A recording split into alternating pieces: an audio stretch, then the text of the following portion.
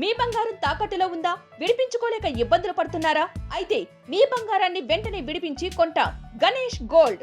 మీరు సంప్రదించాల్సిన ఫోన్ నంబర్లు 9160-266-916, 8712619507. Welcome to special drive. నేను మీ కీర్తి. రప్పా రాజకీయం కొత్త ట్రెండ్ అయిందా? రాజకీయం అంటే ఇలానే చేయాలంటూ ప్రస్తుత రాజకీయ నాయకులు హింట్లిస్తున్నారా? కొడుకులు తప్పులు చేస్తే తండ్రి మందలించో బామాలో దారిలో పెట్టే ప్రయత్నం చేయాలి. కానీ తండ్రుల స్థానంలో ఉన్న నేతలు అలా ఉన్నారా? బిడ్డల్లాంటి కార్యకర్తలు తప్పుదారి పడుతుంటే తండ్రి లాంటి నేతలు సరిచేయడం లేదెందుకు? తప్పును ఖండించకపోగా సమర్థిస్తున్నారు. గతంలో ఏపీ, ప్రస్తుతం టీజీ. తెలంగాణలో గతంలో ఎమ్మెల్యే పద్మారావు, మాజీ మంత్రి హరీష్ రావు ఫోటోలతో కూడిన ఫ్లెక్సీల్లో రప్పా అంటూ రాసి హల్చల్ చేశారు. ఇప్పుడు మరోసారి రప్పా రాజకీయం చర్చనీయాంశమైంది.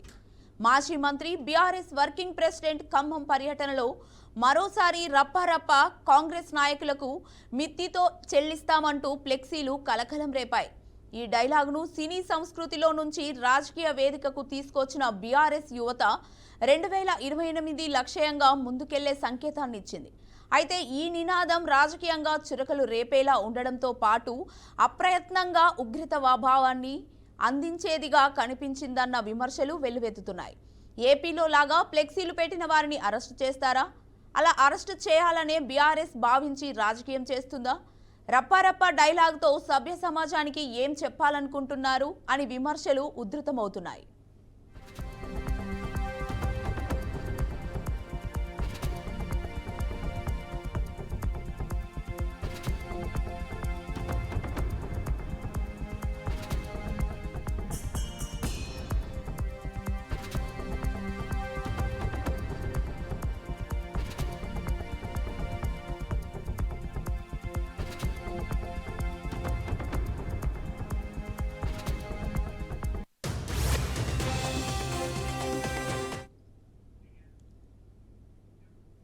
ఈ సభలో కేటీఆర్ను కాబోయే ముఖ్యమంత్రిగా అభివర్ణించడం ద్వారా బీఆర్ఎస్ అంతర్గతంగా తన వారసత్వ రాజకీయం స్పష్టంగా చూపించింది.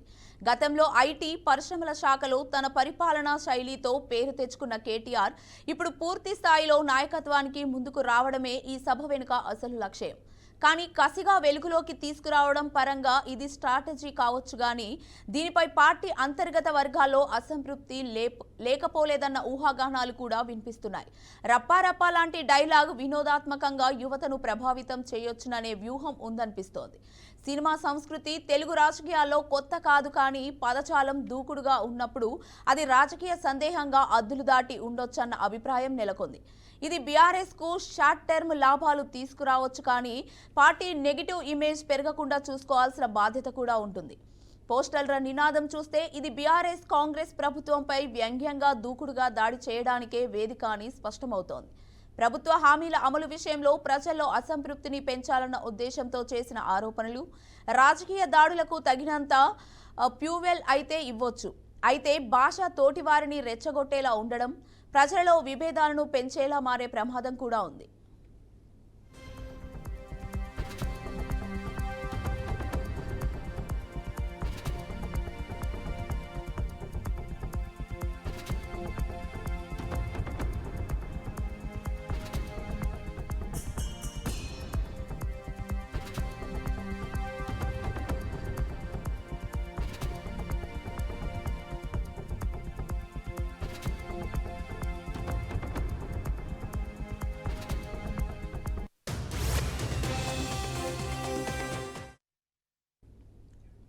ఈ సభ ద్వారా కేటీఆర్ను 2028లో సీఎంగా ప్రాజెక్టు చేయడం బీఆర్ఎస్ నాయకత్వంలో మారుతరం రాజకీయాలకు ప్రారంభమని చెప్పొచ్చు.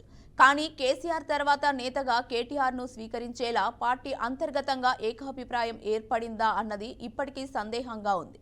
ఈ సభ ద్వారా కేటీఆర్కు వేదిక కల్పించడం సరైన వ్యూహమే అయినా తండ్రి ప్రభావాన్ని మించి వ్యక్తిత్వాన్ని నిరూపించుకోవాల్సిన అవసరం ఎక్కువగా ఉంది.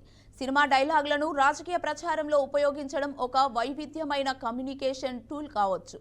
కానీ ప్రతిదీ కంటెంట్ కంటే కాంట్రవర్సీని జన్మింపజేస్తే పార్టీ బలహీనంగా మారే ప్రమాదం ఉంది. ఈ రప్పా పోస్టర్ల చర్చ సోషల్ మీడియా దాటి ప్రధాన మీడియాలోకి రావడం వల్ల ప్రజల్లో మిక్స్డ్ రెస్పాన్స్ వచ్చింది. దీన్ని బీఆర్ఎస్ ఖచ్చితంగా తన ప్రయోజనాల దిశగా మలుచుకుంటే అది కమ్యూనికేషన్ విజయమే అవుతుంది, లేకపోతే ప్రతిరూపం అవుతుంది.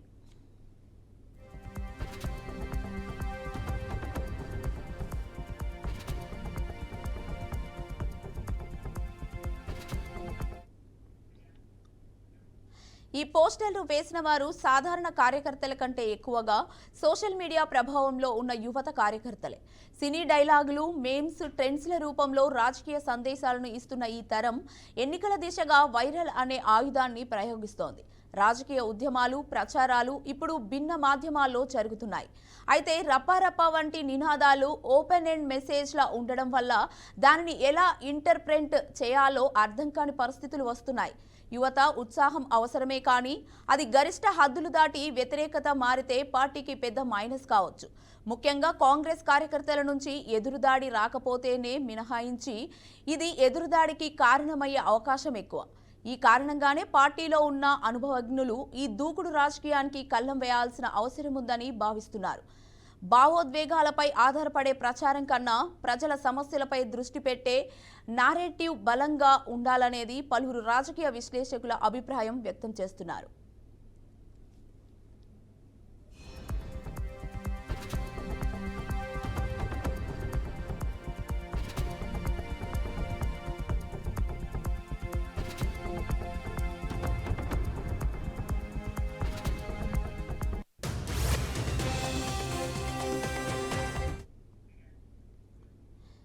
ఇక ఇదే అంశంపై మరింత సమాచారాన్ని అనలిస్ట్ కోటేశ్వరరావు గారు అందిస్తారు. కోటేశ్వరరావు గారు, నమస్తే అండి.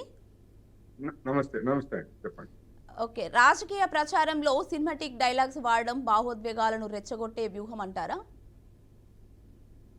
తెలంగాణలో అదేవిధంగా ఆంధ్రప్రదేశ్లో బూతులు రెచ్చగొట్టే విధమైనటువంటి మాటలతోటి రాజకీయం నడపాలనేటువంటిది అధికారంలో ఉన్నటువంటి వాళ్ళు, అదేవిధంగా ప్రతిపక్షంలో ఉన్నటువంటి పార్టీలు కూడా ఒక సాధనంగా ఎంచుకున్నట్టుగా కనిపిస్తుంది.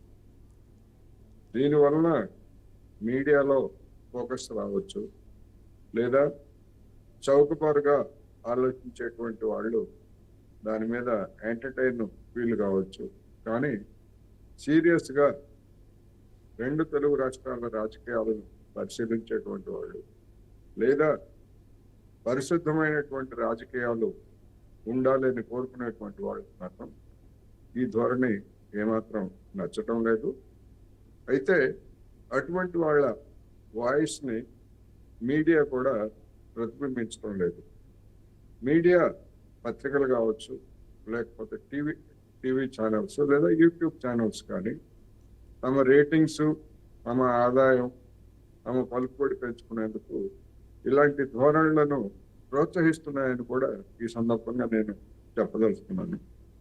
ఏదో ఒక పలానా ఛానల్ లేదా పలానా పత్రిక అని కాకుండా మొత్తం మీద ఈ విధమైనటువంటి ట్రెండ్ తోటి మీడియా నడుస్తున్నది. ఇది మీడియాకు కూడా సరైనటువంటి కాదని కూడా ఈ సందర్భంగా మనం చెప్పుకోవాలి. ఎందుకంటే ఒక స్థాయికి మించిన తర్వాత మీడియా ఏం చేస్తుంది, కిక్ ఇచ్చేటువంటిది తగ్గిపోతుంది. అందువలన ఇప్పుడు కేటీఆర్ గురించి మనం ప్రస్తావించుకుంటున్నాం. ఆంధ్రప్రదేశ్లో వైసీపీ జగన్మోహన్ రెడ్డి గారి పర్యటన సందర్భంగా రప్ప అంటూ బ్యానర్లు లేదా ప్లే కార్డు ప్రదర్శించడంతో పాటు అక్కడ గంగమ్మ తల్లి జాతరలో మాదిరి తలలు నరుకుతాం అనేటువంటి పదాలను కూడా వాళ్ళు వాడారు. అయితే ఇక్కడ హరీష్ రావు గారికి లేదా కేటీఆర్ మద్దతుగా వెలిసినటువంటి వాటిల్లో ఆ విధంగా నరుకుతాము అనేటువంటి పదజాలం లేదు కనుక అటువంటి ప్రదర్శనలు చేసినటువంటి వాళ్ళ మీద ఇక్కడున్నటువంటి ప్రభుత్వం కేసులు దాఖలు చేయకపోవచ్చు. కానీ ఆంధ్రప్రదేశ్లో అలాంటి ప్లే కార్డులను ప్రదర్శించినటువంటి వాళ్ళ మీద కేసులు దాఖలు చేశారు, రిమాండ్ కూడా పంపించారు అనేటువంటిది గమనించాలి. బహుశా దాన్ని గమనంలో ఉంచుకొని డైల్యూట్ చేసి కేవలం రప్ప అని ఒక సంచలనాత్మకంగా ఉండేటువంటి ప్లే కార్డులను మాత్రమే ఇక్కడ ప్రదర్శిస్తున్నారు. అందుకని వీటి మీద ప్రభుత్వం ఏదో చర్య తీసుకుంటుందని నేనైతే అనుకోవట్లేదు. కానీ ఆ సందర్భంగా చేస్తున్నటువంటి ప్రసంగాలు, హావభావాలు ఇవన్నీ కూడా అధికార పక్షాన్ని రెచ్చగొట్టే విధంగా ఉన్నాయి అని మాత్రం నేను అభిప్రాయపడుతున్నాను. కోటేశ్వరరావు గారు, యువ కార్యకర్తలు తీసుకుంటున్న దూకుడు పార్టీ సీనియర్ నేతలు కంట్రోల్ చేసే చర్యలు ఏమైనా తీసుకునే అవకాశం ఉందంటారా, లేదంటే వాళ్ళకు కూడా ఇష్టమేనంటారా? 2 రాష్ట్రాల్లో యువ కార్యకర్తల పేరుతోటి చేస్తున్నటువంటి పనులు అధినాయకత్వానికి లేదా సీనియర్ నాయకులకి తెలియదు అని ఎవరైనా చెప్తే అది జనాన్ని మోసం చేసేటువంటి మాటలు తప్ప మరొకటి కాదు. వాళ్ళకి అన్ని విషయాలు తెలుసు. వాళ్ళ కనుసన్నలలోనే లేదా వాళ్ళ ప్రోత్సాహంతోనే ఆ విధమైనటువంటి వ్యవహారం సాగుతుందనేది కూడా మనం గమనించాలి.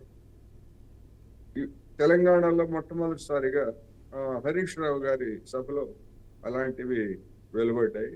ఇప్పుడు నేను మాత్రం తక్కువే ఉంది, నేనే అసలైనటువంటి నాయకుడిని, కాబోయే ముఖ్యమంత్రిని అని నినాదాలు చేయించుకుంటూ కేటీఆర్ కూడా ఆ రేస్లో ముందుకు వచ్చారనేటువంటిది మనకు కనిపిస్తాం. అందువలన ఇలాంటి చర్యలతోటి బీఆర్ఎస్లో ఉన్నటువంటి అంతర్గత కలహాలు మరింతగా బయటపడేటువంటి దానికి కూడా అవకాశం ఉంది. అయితే అవి ఏ రూపంలో బయటపడతాయి, ఎప్పుడు బయటపడతాయి అనేటువంటిది మనం ఊహించలేము.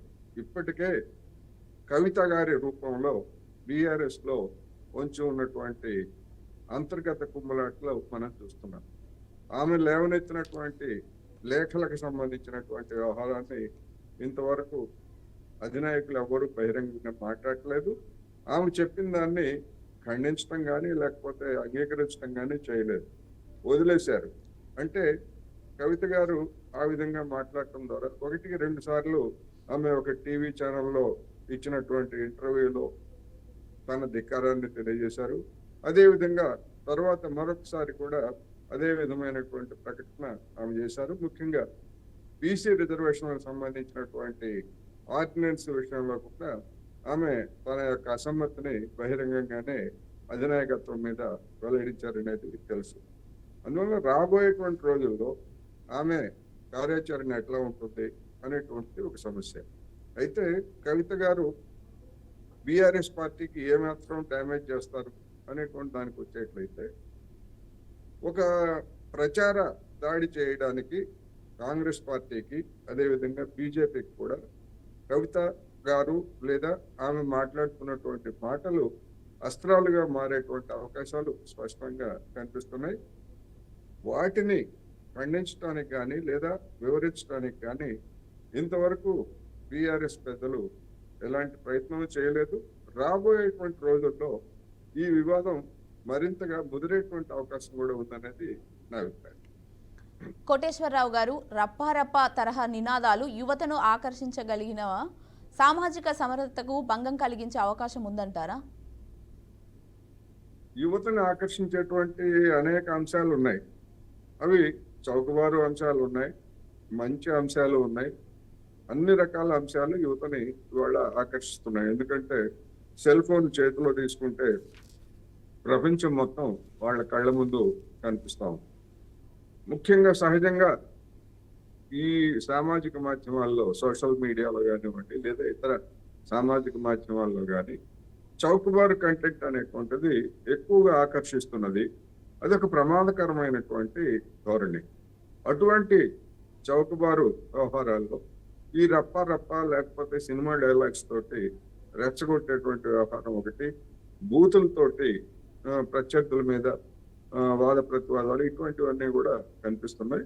ఇది యువతను కొంతమేరకు తప్పుదారి పట్టించేటువంటి అవకాశం ఉంది. అయితే అదే సమయంలో యువతలో కూడా మెచ్యూరిటీ అనేటువంటిది కూడా సహజంగానే పెరిగే అవకాశాలు కూడా ఉన్నాయి. ఇలాంటి రాజకీయ వాతావరణంలో ఏమిటి, ఏ పార్టీ వాళ్ళు, ఏ నాయకులు, ఏ నాయకురాలు ఏ విధంగా మాట్లాడుతున్నారు, ఇది సరైనదా కాదా అనేటువంటి చర్చ యువతలో ఇప్పటికే ప్రారంభమైందనేది నా అభిప్రాయం. అలా ప్రారంభమైనటువంటి ఆలోచన అది మరింత పురోగమనం వైపు దారితీసి అలాంటి ధోరణులను నిరసించేటువంటి స్థితికి కూడా చేరే అవకాశం ఉంది. ఎందుకంటే అనేక దేశాల్లో జరుగుతున్నటువంటి పరిణామాలను చూసినప్పుడు యువత కొన్ని సందర్భాల్లో తప్పుదారి పట్టొచ్చు. కానీ ఆ తప్పుదారి పట్టినటువంటి దాన్ని తిరిగి సరైనటువంటి దారికి వచ్చేటువంటి పరిణామాలను కూడా చూస్తున్నాం గనక ఇది ఒక తాత్కాలిక పరిణామమే. అందువలన యువత ఆకర్షితులవుతున్నారు గనక అదే మనకి బలం రాబోయేటువంటి రోజుల్లో ఓట్లు తెస్తుంది అని చెప్పేసి ఏ రాజకీయ నాయకుడు ఎవరైనా కానీ అనుకున్నట్లయితే అది వాళ్ళ భ్రమ తప్ప మరొకటి కాదనేది గమనించాలి. ఎందుకు అంటే గతంలో చూసాం మనం బీజేపీ నాయకుడు బండి సంజయ్ గారు ఏ విధమైనటువంటి నోటు దురుస్తుతోటి వ్యవహరించారో మనం చూసాం. అది కూడా అప్పుడు సోషల్ మీడియాలో లేదా యూత్ని పెద్దగానే ఆకర్షించిందని అనేక మంది చెప్పారు. కానీ ఏమైంది? దానికి ఏమన్నా ఫలితాలు వచ్చాయా అంటే ఫలితాలు రాలేదు. అందుకని కేటీఆర్ అయినా, హరీష్ రావు గారైనా, కవిత గారైనా, రేవంత్ రెడ్డి గారైనా, లేదా కొత్తగా పదవి బాధ్యతలు స్వీకరించినటువంటి బీజేపీ రామచంద్రరావు గారైనా ఎవరైనా కానీ అటువంటి వాటి మీద కాకుండా సరైనటువంటి విమర్శలతోటి ప్రత్యర్థుల్ని ఎదుర్కోవాలనేది నేను ఈ సందర్భంగా చెప్తున్నాను. కోటేశ్వరరావు గారు, కేటీఆర్ ను సీఎం గా ప్రొజెక్ట్ చేయడం పార్టీ అంతర్గతంగా సంపూర్ణ ఏకాభిప్రాయంతో జరిగిందంటారా, లేక బలవంతపు ప్రమోషన్ లా ఉందంటారా? ఒకవేళ జరిగేట్లయితే, ఆ విధంగా నిర్ణయించుకున్నట్లయితే అధినేత కేసీఆర్ ఉన్నారు, ఆయనే సమావేశం జరిపి లేదా బీఆర్ఎస్ కార్యవర్గాన్ని మొత్తాన్ని పిలిచి ఇదిగో నా కొడుకును నా వారసుడిగా నేను ప్రకటిస్తున్నాను, మీరెంతా ఆమోదించాల్సిందే అని ఒక ఫర్మానా జారీ చేయమనండి. ఎవరికీ ఇబ్బంది లేదు. ఎందుకంటే అనేక పార్టీలు ఆ విధంగా చేస్తున్నాయి. ఎందుకో ఫలానా వ్యక్తి మా ముఖ్యమంత్రి అభ్యర్థి అని. అటువంటిది ఒకవేళ ఏదన్నా ఉండేట్లయితే అఫీషియల్ గానే చేయమనండి. అన్అఫీషియల్ గా ఈ విధమైనటువంటి అనుచరులతో ప్రచారం చేయించుకున్నందువల్ల ప్రయోజనం ఏముంది? అవి పార్టీలో అంతర్గత సమస్యలను సృష్టిస్తాయి అనేది నేను చెప్పదలుచుకున్నాను. అయితే కోటేశ్వరరావు గారు, బీఆర్ఎస్ పోస్టర్ల భాష ప్రజల్లో గందరగోళం రేపుతుందంటారా, లేక వ్యూహాత్మకంగా భావోద్వేగాలను కొల్లగొట్టే ప్రయత్నం అంటారా? ప్రజల్లో ఎలాంటి గందరగోళం లేదండి. ఎందుకంటే ఈ నాయకుల భాష లేకపోతే వీళ్ళ వ్యవహార తీర్థనులు అనేటువంటివి గడిచినటువంటి 10 సంవత్సరాల్లో, అంటే రాష్ట్రం ఏర్పడినటువంటి 10 సంవత్సరాల్లో చూశారు. అంతకుముందు ఉమ్మడి రాష్ట్రంలో కూడా చూశారు కనుక జనానికి ఏ విధమైనటువంటి గందరగోళం ఏర్పడేటువంటి అవకాశం లేదు. జనంలో గందరగోళం సృష్టించాలని ప్రయత్నం చేస్తున్నారు తప్ప జనం అయితే అంత గందరగోళం పడరు, సరైనటువంటి నిర్ణయమే తీసుకుంటున్నారు అనేటువంటిది అటు ఆంధ్రప్రదేశ్లో జరిగినటువంటి పరిణామాలు, ఇటు తెలంగాణలో, అదేవిధంగా యావత్ దేశంలో ఇటీవల కాలంలో జరిగినటువంటి ఎన్నికల ఫలితాలను చూసినప్పుడు కొన్ని చోట్ల ఆశించిన మేరకు ఫలితాలు రాకపోయినప్పటికీ మొత్తం మీద చూసినప్పుడు జనం సరిగానే ఆలోచిస్తున్నారు. అయితే ఇంకా సరిగ్గా మరింతగా ఎవరు ఏమిటనేటువంటిది జనం కూడా తెలుసుకోవాల్సినటువంటి అవసరం ఉంది అనేది నేను చెప్తాను. కోటేశ్వరరావు గారు, సోషల్ మీడియా ప్రభావంతో వచ్చిన ఈ వైరల్ నినాదం పార్టీకి షార్ట్ టర్మ్ లాభం తెస్తుందా, లేక లాంగ్ టర్మ్ నెగిటివ్ బ్రాండ్ గా మిగులుతుందంటారా సార్? ఏదైనా అతి సర్వత్రా వర్జయత్ అన్నారు. పెరుగుట విరుగుట కొరకే అని కూడా చెప్పారు. ఏదైనా ఒక స్థాయికి మించి అతిగా గనక వెళ్ళేట్లయితే అది సోషల్ మీడియా ప్రచారమైనా, లేదా వ్యక్తి పూజ అయినా, లేకపోతే ప్రత్యర్థుల మీద దాడైనా, మరొకటైనా కానీ సమాజం ఒక పరిమితి వరకు మాత్రమే ఆమోదిస్తుంది. ఆ పరిమితి దాటిన తర్వాత అది ప్రతికూలమైనటువంటి ఫలితాలకు దారితీసేటువంటి అవకాశం ఉంది. ఇది ఒక కేటీఆర్ లేదా బీఆర్ఎస్ పార్టీకి మాత్రమే కాదు, అన్ని పార్టీలకి వర్తిస్తుంది. ఇంక్లూడింగ్ ముఖ్యమంత్రి రేవంత్ రెడ్డి గారి భాష కావచ్చు, లేదా ఆయన మాట్లాడేటువంటి వాటికి కానీ ఆయనకు కూడా వర్తిస్తుంది అనేది నేను చెప్పదలుచుకున్నాను. కోటేశ్వరరావు గారు, ఈ రకమైన అగ్రెసివ్ పొలిటికల్ మెసేజింగ్ వల్ల బీఆర్ఎస్ కాంగ్రెస్ మధ్య రాజకీయ భాషలో మరింత పగ పెరిగే ప్రమాదం ఉందంటారా సార్? ఆంధ్రప్రదేశ్లో 2 ప్రధానమైనటువంటి పార్టీలు మాత్రమే ఉన్నాయి, వైసీపీ, అదేవిధంగా తెలుగుదేశం పార్టీ. తెలుగుదేశం పార్టీకి మద్దతుదారులుగా ఒకే కూటమిలో ఉన్నటువంటి జనసేన, బీజేపీ. కానీ తెలంగాణ రాజకీయాల్లో ఆ విధమైనటువంటి పరిస్థితి లేదు. అక్కడ 2 శిబిరాలుగా రాజకీయ పార్టీలు ఉంటే ఇక్కడ 3 శిబిరాలుగా ఉన్నాయి. మొన్న జరిగినటువంటి లోక్సభ ఎన్నికల్లో వచ్చినటువంటి ఓటింగ్ బలాబలాలను ప్రాతిపదికగా తీసుకున్నట్లయితే కాంగ్రెస్ మొదటి స్థానంలో ఉంది, రెండో స్థానంలో బీజేపీ ఉంది, మూడో స్థానంలో బీఆర్ఎస్ పార్టీ ఉంది. అందువల్ల ఇక్కడ మూడు స్తంభాలాట నడుస్తున్నప్పుడు ఇద్దరి మధ్యనే పోటీ ఉంది అని అనుకోవడానికి లేదు. త్రిముఖ పోటీ అనేటువంటిది ఉన్నది.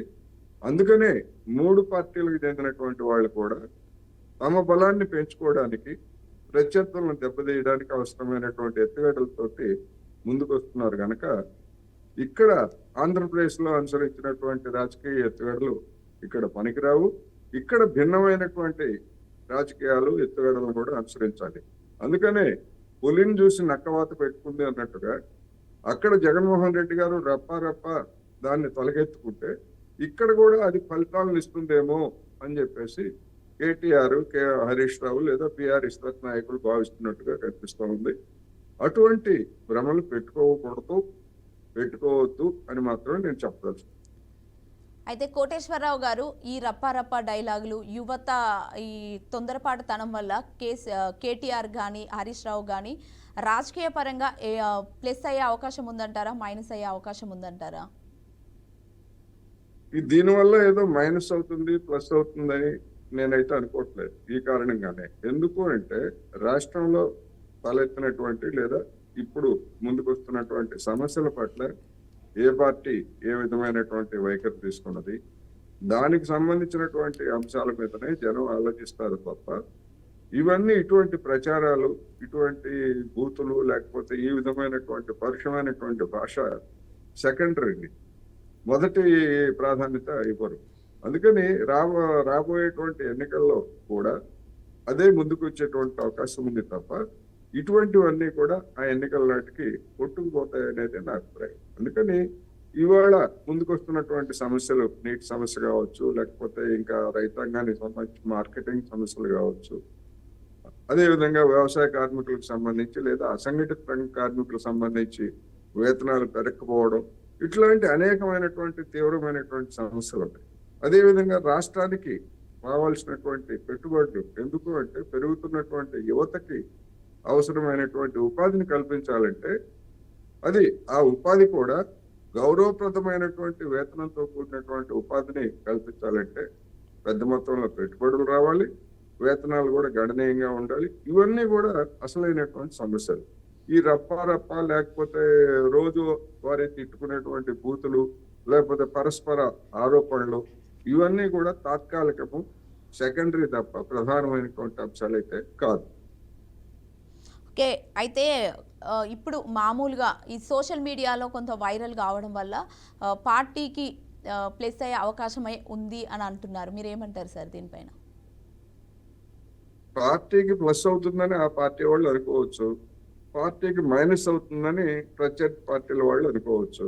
అదేవిధంగా కాంగ్రెస్ చేస్తున్నటువంటి ప్రచారం గురించి లేదా బీజేపీ చేస్తున్నటువంటి ప్రచారం గురించి కూడా అలాంటి అభిప్రాయాలే ఉండొచ్చు. అందుకని ఏ పార్టీ వాళ్ళు ఎవరు చేసినా కానీ నేను ముందే చెప్పినట్టుగా ఇవన్నీ కూడా సెకండరీ మాత్రమే, ఎంటర్టైన్మెంట్, నవ్వుకోవడానికి లేకపోతే కాసేపు జోకులు వేసుకోవడానికి పనికొస్తాయి తప్ప ఇవన్నీ కూడా జనం సీరియస్ గా తీసుకుంటారని నేను అనుకోవట్లేదు. ఎందుకంటే ఎప్పుడు ఏ మాట ఎవరు మారుస్తారో, ఎటువైపు ఏ పార్టీలోకి ఫిరాయిస్తారో కూడా తెలియనటువంటి వాళ్ళకి మనం చూస్తాం. అందుకని ఇది తాత్కాలికంగా లాభము కలిగిస్తుందని నేను అనుకోవట్లేదు, నష్టము కలిగిస్తుందని నేనైతే అనుకోవట్లేదు. ఎందుకంటే ఇలాంటివన్నీ గత 10 ఏళ్ల నుంచి చూస్తున్నారు. ఇలాంటి డైలాగ్స్, కేసీఆర్ నోటి నుంచి వెలువడినటువంటి డైలాగ్స్ కావచ్చు, దానికి ప్రత్యర్థిగా ఉన్నటువంటి బీజేపీ లేదా కాంగ్రెస్ నుంచి నాయకుల నుంచి వెలువడినటువంటి డైలాగ్స్, ఇవన్నీ కూడా 10 ఏళ్ల నుంచి తెలంగాణ ప్రజలకు తెలిసినవే. అందువల్ల ఇవి కొత్తగా కిక్కిచ్చేటువంటి అవకాశం అయితే లేదు. Right, thank you sir.